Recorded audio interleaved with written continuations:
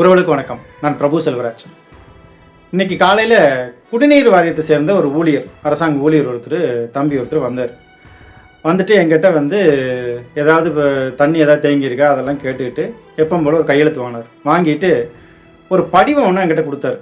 இந்த மாதிரி ஒரு மீட்டிங் நடக்குது, அண்ணா நகர் ஜேஜே காம்ப்ளெக்ஸ் பின்னாடி இருக்கிற ஒரு கட்டிடத்தில் வர 19 ஒரு மீட்டிங் இருக்குது, நீங்கள் வாங்க, உங்களுக்கு ஏதாவது பிரச்சனை ஏதாவது தேவை அப்படின்னா இந்த படிவத்தை நிரப்பி கொடுங்க. அதில் உங்களுடன் ஸ்டாலின், அதை நான் உங்களுக்கு போட்டிருக்கேன், அந்த படிவத்தை போட்டிருக்கேன். உங்களுடன் ஸ்டாலின் அப்படின்னு ஒரு படிவம் இருக்குது. அது கூடவே ஒரு நோட்டீஸ் ஒன்று கொடுத்தாங்க. அதில் ஒரு 13 வகையான துறையில் 42 வகையான சேவைகளை பற்றி போட்டிருக்கு. அதில் அது ஏற்கனவே இருக்கிற துறை தான், இத்தனை காலமாக இருக்கிற துறை தான், எப்போவுமே நமக்கு தெரிஞ்ச துறை தான், தெரிஞ்ச சேவைகள் தான் வைங்களேன். திடீர்னு இப்போ இந்த தேர்தல் வர்றதுக்காக ஒரு வருஷத்துக்கு முன்னாடி இதை ஒரு சிறப்பு முகாமாக பண்ணுறாங்க. அது ஓட்டுக்காக பண்ணுறாங்கன்ட்டு பச்சையாக தெரியுது நமக்கு. சரி, அந்த உங்களுடன் ஸ்டாலின்கிற பேரை உயர்நீதிமன்றம் எடுக்க சொல்லிச்சு. ஆனால் அவங்க உச்சநீதிமன்றம் வரைக்கும் போய் உடனே அடுத்த நாளே அதுக்கு விலக்கு வாங்கிட்டு அந்த ஐயாவோட பேரை, ஸ்டாலின் ஐயாவோட பேரை சேர்த்திட்டாங்கன்னு வைங்களேன்.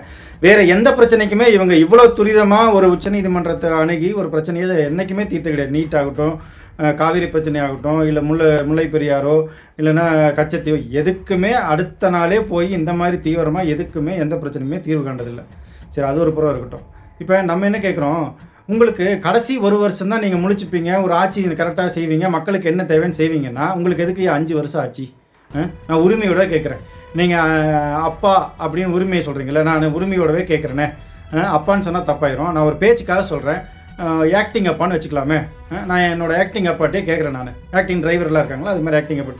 உங்களுக்கு ஒரு வருஷம் தான் ஆட்சியில் இந்த மாதிரி துரிதமாக செயல்பட முடியும் அப்படின்னா, மக்களுக்கான சேவை கொடுக்க முடியும்னா, உங்களுக்கு நான் 5 வருட ஆட்சி உங்களுக்கு தேவையில்லையில்ல.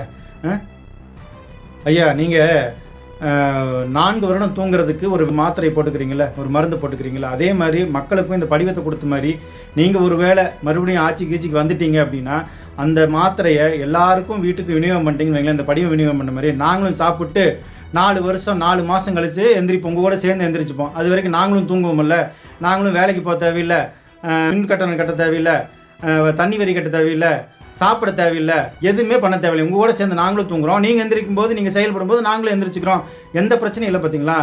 யாருக்கும் கொடுத்துருங்க, நீங்களும் தயவுசெய்து கொடுத்துருங்க. மக்கள் இனிமேலே இவங்களுக்கு இந்த 4 மாதம் வேலை செய்கிறவன், 6 மாதம் வேலை செய்கிறவன், 8 மாதம் வேலை செய்கிறவனுக்கு மட்டும் நீங்கள் ஓட்டு போட்டிங்கன்னா உங்களை யாராலையும் காப்பாற்ற முடியாது. சரியா?